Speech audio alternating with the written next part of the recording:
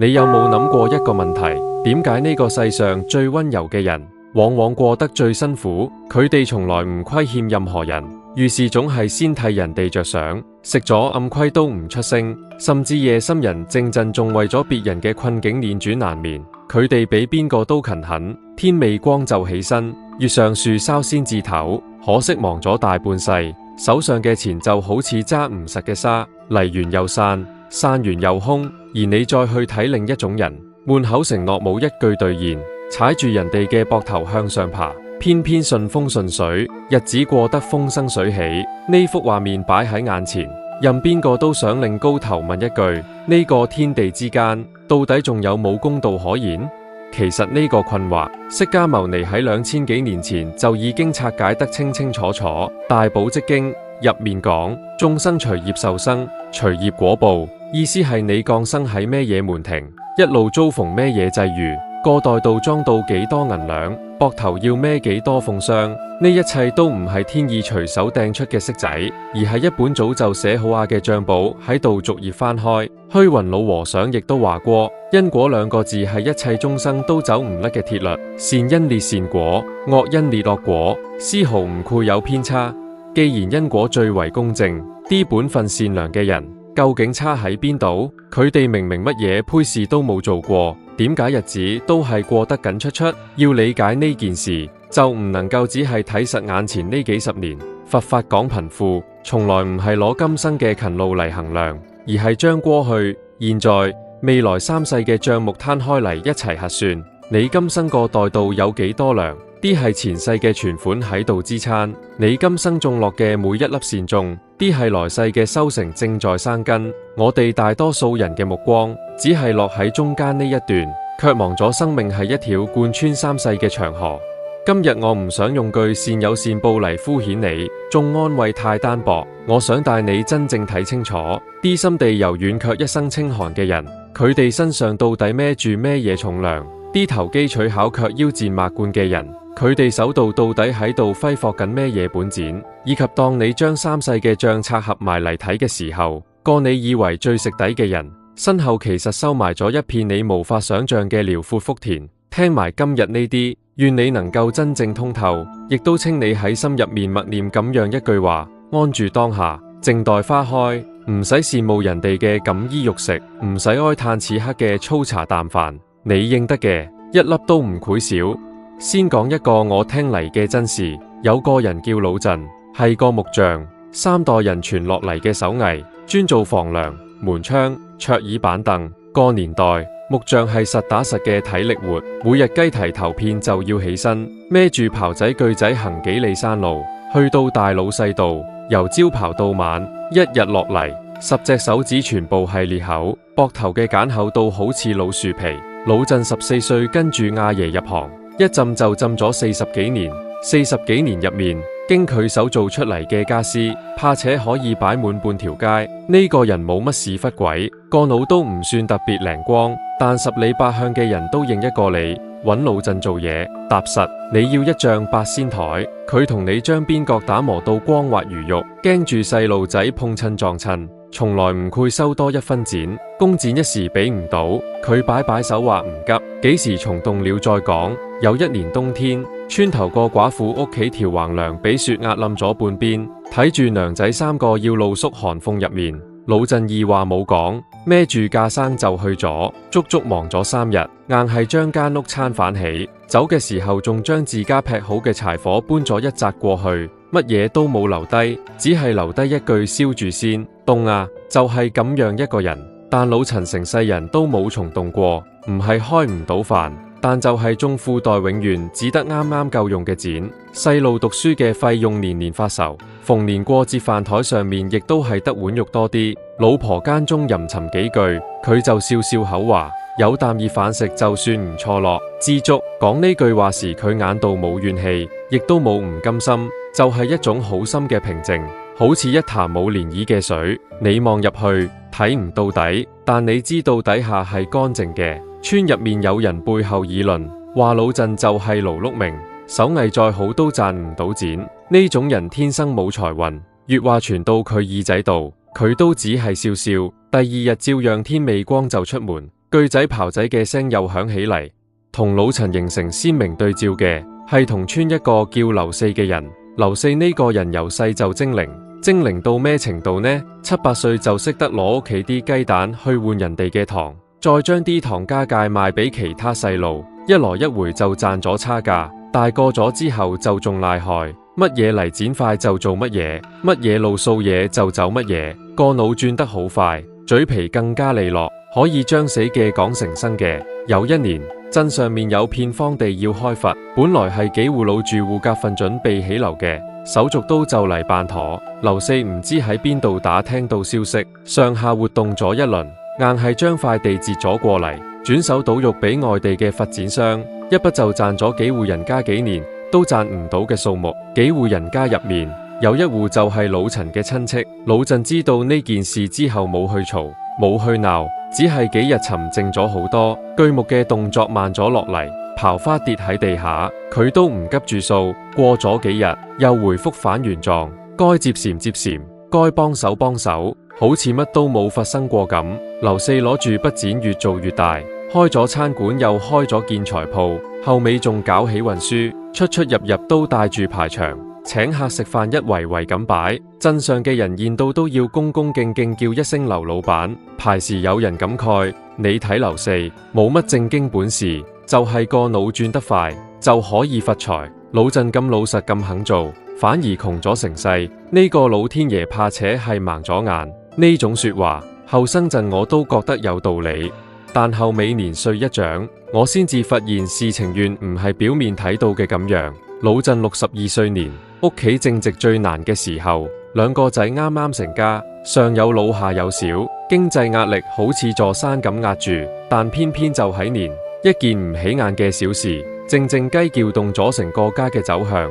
仲記唔記得當年個屋梁冧咗嘅寡婦屋企，佢個大仔後尾出咗去闖蕩，喺城度做建築工程，慢慢做出咗名堂。連佢專程返村揾老鎮，話呢啲年一直記實當年3日嘅恩情，記實紮柴火，記實句燒住先凍啊。佢話自己地盤度啱好爭一個信得過嘅木工師傅帶罪，想清老陳個大仔過去，就係咁一件事，就係咁一紮柴火。隔咗將近30年，返嚟啦，大仔入咗城，企穩咗腳跟。幾年後將老鎮2公婆接咗過去，屋企嘅日子由時開始好似春天解凍嘅河水，慢慢流動起上嚟。老鎮70歲陣，2個仔各自安穩。孫輩入面最出挑嘅係大孫女，由細聰慧過人，一路上鬥書，後尾考咗入省城最好嘅大學。畢業之後入咗一間好體面嘅單位，喺個細地方，呢個係能夠讓全村人豎起手指公嘅事。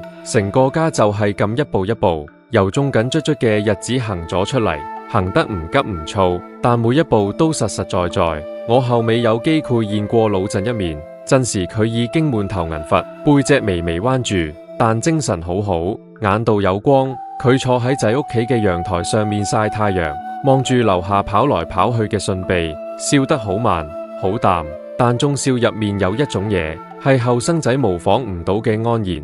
我問佢：你呢世覺得值唔值？佢諗咗一諗話：邊有乜嘢值唔值㗎？應船嘅船晒，後面嘅路就順啦。我時冇完全明，後尾慢慢明咗。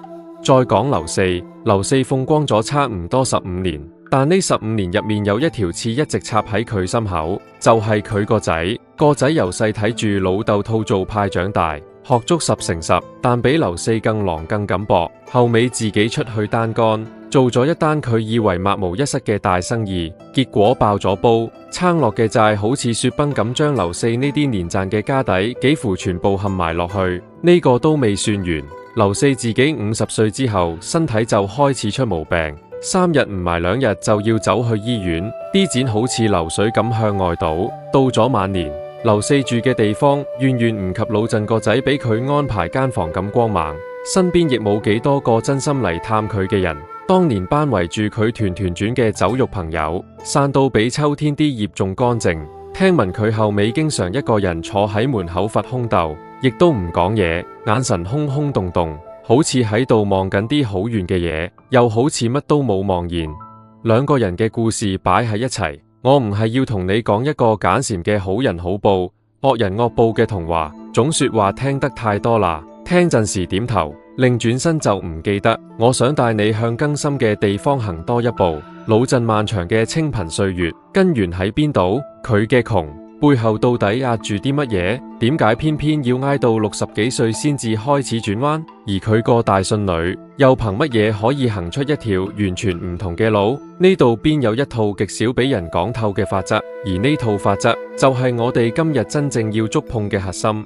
喺進入個核心之前，我再講一個故事，時間更加久遠啲。有一個鄉下嘅老太太，老公過身得早，留低一仔一女，屋企窮到全靠佢一個人耕幾畝薄田，幫人洗衫縫補頂住。但就係咁樣嘅境況，佢從來冇停止過比喻。屋企蒸咗饅頭，撞到路過乞食嘅，佢一定搣一半遞過去。鄰居個細路仔病咗冇剪執藥，佢將自己除咗好耐準備買鹽嘅銅板菜咗過去。村入面邊家辦喪事唔夠人手，佢第一個到，有人笑佢傻，話自己都就嚟冇飯食啦，仲向外送，至早餓死。老太太忍咗都唔嬲，只係淡淡講咗一句：俾出去嘅嘢，比鎖喺櫃桶入面嘅穩陣。呢句話我琢磨咗好耐。用今日嘅說話嚟講，佢係將每一分善意都存進咗一間永遠唔會執笠、永遠唔會俾人偷嘅銀行入面。間銀行嘅名叫因果。後尾呢，佢個仔生性，讀咗書，出咗去做教師，個女嫁咗個本分人家，日子過得安安穩穩，晚年仔女都喺身邊，逢年過節熱熱鬧鬧。佢走日，聽聞係喺5歲嘅時候靜靜雞去咗，塊面度帶住一絲若有若無嘅微笑，好似去赴一場等咗好耐嘅約會。3個故事，3條路，你睇出啲乜嘢未？貧窮係暫時嘅，善念係會生長嘅，而個生長嘅過程，短則一世，長則跨越幾世，甚至更耐。你而家仲未收到嘅，唔係唔存在，只係種子仲喺泥入面，時候未到。好啦，而家進入今日最關鍵嘅部分。點解有啲人明明心地準良，明明盡晒力搏，明明從未虧欠過任何人，偏偏就係窮，就係苦？呢個問題有4個根本嘅答案，每一個都比表面睇起上嚟深好多。第一個係先天嘅福報容器太細。佛家講，每個人帶住各自嘅福報嚟到呢一世，就好似每個人出世陣時手揸住一隻碗，呢隻碗嘅大細可以裝到幾多嘢，唔係今生決定嘅，係前世積攢落嚟嘅。前世吝嗇唔肯付出，唔識得比喻，淨係識得索取嘅人，隻碗天生就尖就窄。呢個唔一定係話你前世做咗啲乜嘢惡事，有時只係冇機緣去行善，冇個覺知，或者當時嘅處境根本唔允苦，於是帶到今生就係一隻尖尖嘅碗。咁樣嘅人，無論今生幾咁勤勞，幾咁善良，可以雍慈溫飽，但好難真正富足。唔係因為唔夠努力，係因為隻碗嘅容量承托唔起更多嘅水。呢度有一個關鍵嘅概念，叫福報嘅容量。財富唔係靠拼命賺返嚟嘅，係靠福報承載返嚟嘅。福報係碗，剪裁係水。碗太尖，再多嘅水倒落去都潰滿瀉出嚟，留唔住。你有冇見過種人點賺點使，剪過手就冇咗？唔係佢大手大腳，係紙碗本來就裝唔實。增一亞含經話：施一得抹布，呢個係業道嘅法則。真正嘅財富係由俾出去一刻開始積累嘅，唔係由找住一刻。會俾出去1分，碗就深1分，將來可以承載嘅就多1分。呢個係第一個原因，引起上嚟好似令人灰心，覺得前世定咗嘅嘢，今生仲有咩辦法？咪急，繼續睇落去。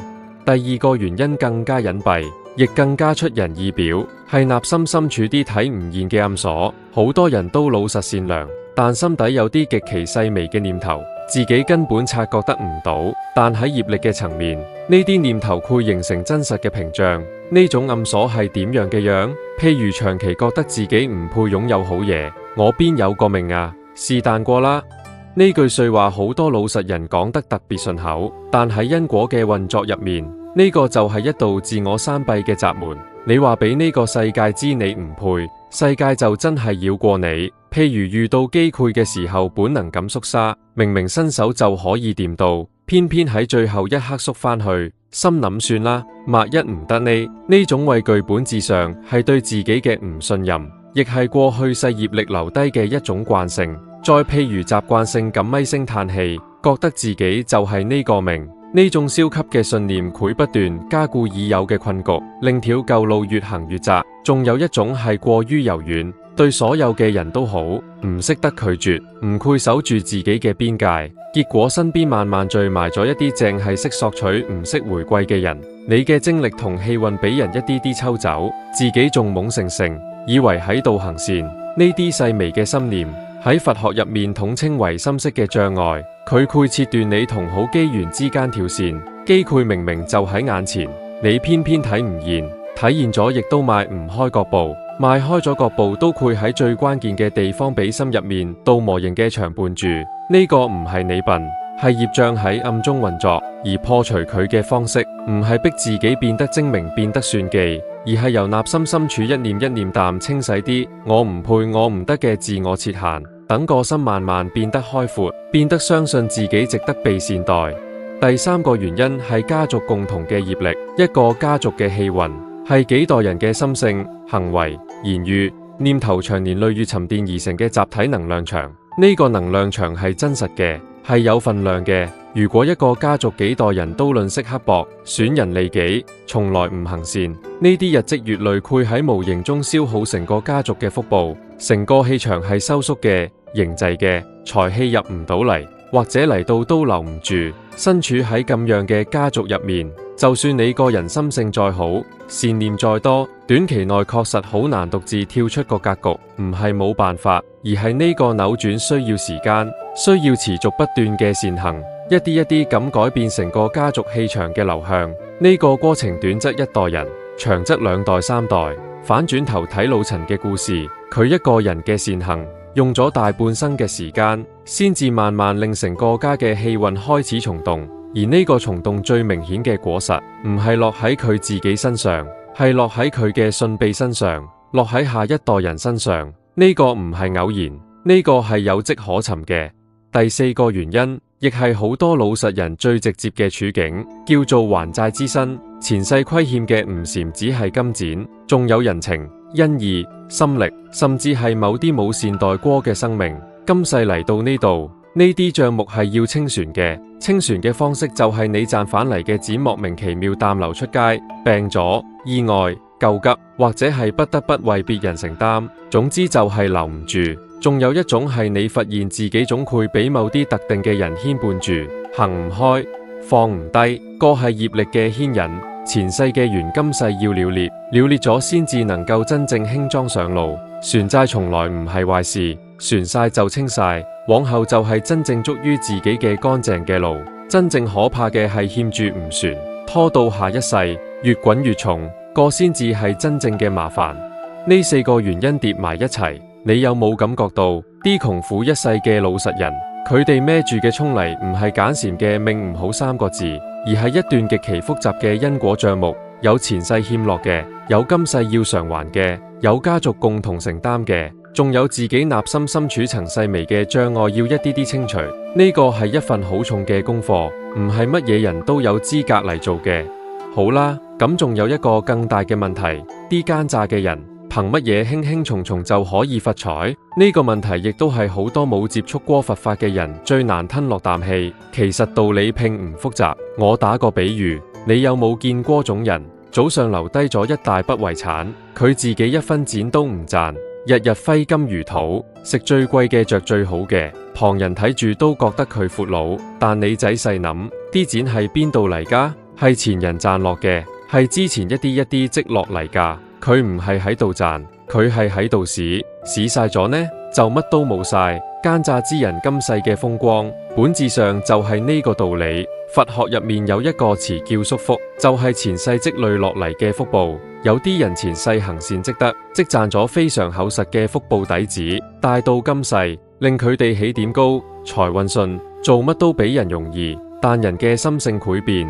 有啲人今世迷失咗，覺得錢嚟得容易就開始行歪路，覺得手段唔重要，覺得良心值幾多錢啫，反正可以發財就得。咁樣嘅人表面睇係度發財，實際上係喺度不斷淡由前世個腹部戶口度攞錢出嚟使，而且係只出唔入，只使唔存。前世積咗幾多，今世就可以使幾多，使晒就到盡頭。法句經入面講：非空非海中，非隱山石間，莫能於此處，避免宿惡殃。業力呢樣嘢，你走唔甩，亦都避唔開，唔理收埋喺邊度，唔理披住乜嘢外衣，佢都跟實你，等住同你清算。所以靠算計，靠手段得返嚟嘅錢，喺佛學入面叫空財。空財嘅特性係乜嘢？嚟得快，但唔係真正捉於你嘅，只係暫時借到你手度，唔知幾時又攰走返。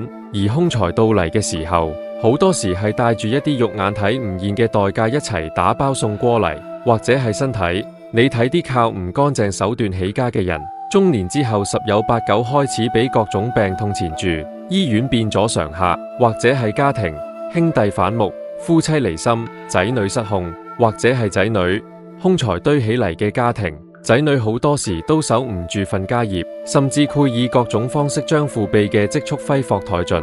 呢個唔係巧合，呢個係空財自帶嘅業力喺度埋單。有錢但唔安寧，睇住富足但納履空虛，呢個先至係靠唔正當手段發財嘅人最真實嘅處境。更關鍵嘅一點係福報有總量，只使唔積，至早好盡。好多人中年或者晚年之後命運突然急轉直下，個唔係時運不濟，個係宿福好盡之後業力嚟上門對賬，賬禪清清楚楚，一筆都唔賄賂。劉四嘅故事就係呢套運作機制最直白嘅注腳。講返呢度，我想將話題拉返去最初個疑問度：啲一生行善但始終清貧嘅人，難道就真係白白食咗底咩？喺因果嘅賬本入面，答案恰恰相反，佢哋身上收埋住3層常人睇唔透嘅深厚複雜。第一層可以叫做以輕代重嘅消業，呢個講法初頭引可能會令人唔舒服，好似喺度暗示哀苦係理所當然。但換一個角度去理解，呢個其實係一種極為高效嘅清算方式，甚至可以預示係一種恩典。過去世累積嘅種種虧欠，無論有心定無意，終歸要有一個了結嘅出口。呢個出口可以係劇烈嘅大病、大災、家破人亡，亦可以係溫和嘅一段唔蟲動嘅光景，一段晨早挨到黑卻賺唔到錢嘅歲月。後者睇起上嚟苦，但同前者比起上嚟，已經係大大啖減輕咗。點解可以減輕？正係因為呢個人今世心地厚道，持續行善，呢份善行好似一層緩衝墊，將原本可能抌落嚟嘅巨石化解成膊頭一段持久但承受得到嘅重量，用清貧換走本來應該更沉重嘅果報。呢條數記落嚟，其實係賺咗。第二層可以叫做今世未兌現嘅善，全部轉入下一世嘅豐收。呢個係因果運作之中最令我覺得精妙嘅一個環節。一個人呢世行咗無數善舉，但冇喺物質上面見到任何回饋，咁呢啲善舉去咗邊度？係唔係石沉大海？絕對唔係。優婆塞戒經入面有咁樣嘅描述：布施之時納心歡喜，布施之後毫無悔意，見到有人嚟求助就心生愉悅。咁樣嘅發心所對應嘅福德係確鑿無疑嘅，係俾人如實記錄嘅。你可以將佢想象成一顆種子俾人埋咗入極深嘅泥土入面，地面度乜都睇唔見，但地底下根係喺度擴展，養分喺度聚集，只係仲未到破土嘅時節。呢啲種子唔會腐爛，唔會過期，唔會因為你今世冇收割就作廢。佢哋喺度靜靜咁等住，而且唔係原封不動淡等，佢哋喺度生長，喺度膨脹，喺度以遠超你想象嘅速度壯大。等到嚟世因緣成熟嘅一刻，所有積蓄一併聯出，呈現出嚟嘅就係由起點已經優越嘅人生，充沛嘅資源，順遂嘅際遇。世間嘅理財講究時間嘅力量，本金放得越耐，收益越可觀。因果嘅運作比呢個更為驚人，佢嘅增幅唔係100%幾，而係成倍乃至數10倍咁翻漲。由呢個雍度去睇，啲窮咗一世但始終喺度行善嘅人，佢哋做嘅嘢本質上係一種跨越生死嘅長線佈局。佢哋押注嘅唔係任何會貶值嘅資產，而係唯一一種可以帶得過生死關口，永遠唔會歸零嘅嘢。第三層可以叫做心根晚佛，福蔭後人。呢個係無數厚道之人真實行過嘅生命弧線。前半程辛苦，中段依然吃力，有時熬過咗中段仲睇唔到盡頭，旁人替佢着急。然而某一天，一個吸唔起眼嘅契機出現咗，或者係多年前幫過嘅一個人突然間返咗嚟，或者係一個細路仔突然間打開咗一道門。由時開始，成個家嘅走勢開始悄然改變，唔係步伐式嘅翻身，而係好似乾涸已久嘅河床終於等到上游嘅雪水融化，水流唔急唔猛，但源源不斷，越流越闊。更深層嘅顯現好多時唔喺本人身上，而喺後代身上。好多忠厚嘅人自己成世人都未享過乜嘢福，但仔女生性，孫輩更加出眾，成個家族嘅格局喺代際之間一層一層咁抬升。呢個唔係運氣，唔係遺傳上嘅偶然，而係個老實人幾十年如一日嘅善行化，作咗一股睇唔到嘅托舉之力，喺佢唔喺度嘅日子入面，依然喺度起緊作用，依然喺度以各種方式滋養住後來嘅人。老陣個孫女可以行出咁樣一條路，禪子係細路天之好咩？背後有一對睇唔見嘅手，係老陣成世嘅厚德鋪成嘅無形階梯。除咗呢3層之外，仲有一樣嘢經常俾人忽略，但我認為佢嘅價值唔配低過任何有形嘅財富，就係心善之人今世已經擁有嘅份篤定與安然。呢個係一種用幾多錢都換唔到嘅狀態。你走去睇啲靠手段發跡嘅人，表面上衣食無憂，但佢嘅夜晚未必平靜。佢合埋眼陣，個腦度可能翻衝住各種未了嘅恩怨、未還嘅人情債，隨時會俾人揭開嘅舊賬，總印印嘅不安好似一根幼針，唔致命，但從來唔消失，日日夜夜咁吉住。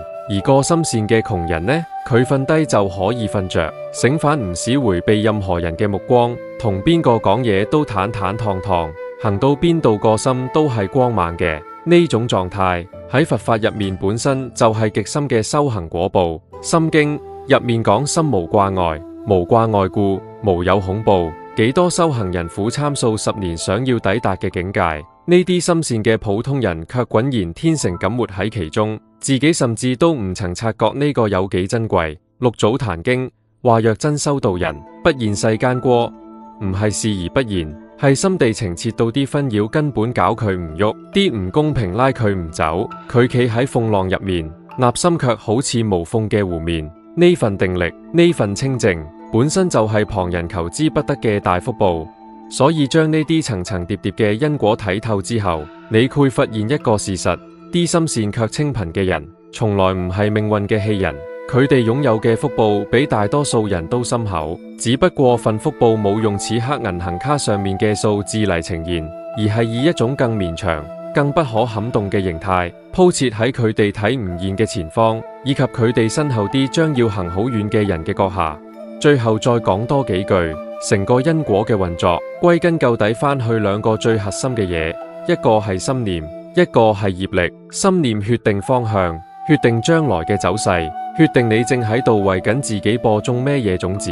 你今日種落一個正念，一個善念，一個寬厚嘅念頭，就係為將來嘅自己預備一段更好嘅路。正念唔會令你聽日就飛黃騰達，但佢會一啲一啲咁消災，一啲一啲咁積累平安，一啲一啲咁為你留低後路，喺危險嘅時候護你一程，喺機緣到嚟嘅時候推你一把。業力決定當下，決定你此刻處境嘅嚟源，係前世今生積累嘅種和喺此刻嘅呈現。佢唔係懲罰，亦都唔係獎勵，就係一個過程，一段要經歷嘅功課。經歷完咗，清咗，就向前行。命運有佢自己嘅規則，呢個規則係有福嘅人唔需要算計，財富自然饋嚟；磨福嘅人萬般強求，依舊一場空。而且好多時因為強求仲會惹嚟額外嘅麻煩。所以真正嘅富有唔係由找住開始嘅，係由放開開始嘅，由比喻開始嘅，由心地乾淨開始嘅，由唔同人記覺、唔同命運鬥氣開始嘅。